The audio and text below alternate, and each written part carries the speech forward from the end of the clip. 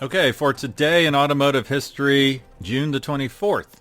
In 1900, Oliver Lippincott became the first motorist in Yosemite National Park when he drove there in his locomobile steamer. Lippincott would start a trend with his visit as motorists increasingly chose to drive to national parks, avoiding the more time-consuming train and coach rides. By 1910, a number of other motorists had made the trip to Yosemite, mostly in locomobiles. And that's a car, in case you didn't know. In 1914, a new world land speed record was established at Brooklands by L.G. Hornstead, driving a Benz at 124 miles per hour. The record was set under the terms of the recently introduced new two-way rule, so I guess you have to take the average of both directions maybe, and that's what establishes your high-speed record, or you have to go at least that speed in each direction.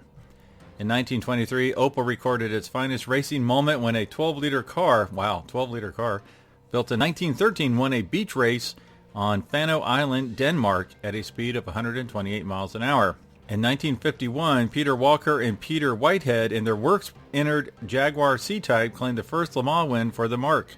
This year marked the real start of the modern era of sports car racing with the arrival of Jaguar's purpose-built racer and the first showing for Porsche and Lancia. It was also the first time for Delahaye and Bentley.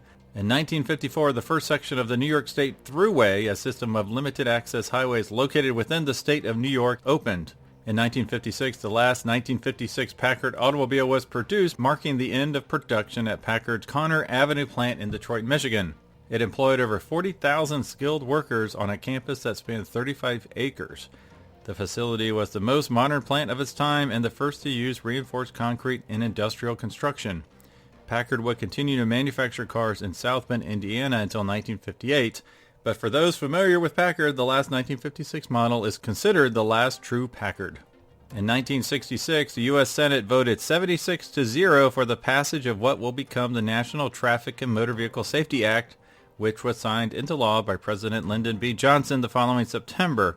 The act established an agency that would set safety standards for all new motor vehicles beginning with the 1968 model year. And that is why on a Mustang in 1968 you finally have side marker lights for turn signals as well as optional headrests. Headrests were standard in 1969. In 1973, the National Drag Racing Championship held its first meeting at Silverstone, North Hampshire in the UK.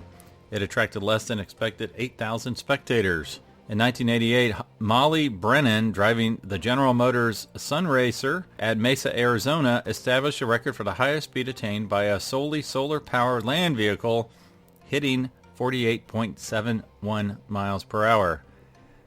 In 2006, an incredibly rare 1937 Porsche 853A sports cabriolet in original unrestored condition was sold at auction in Cortland, New York for just under $300,000.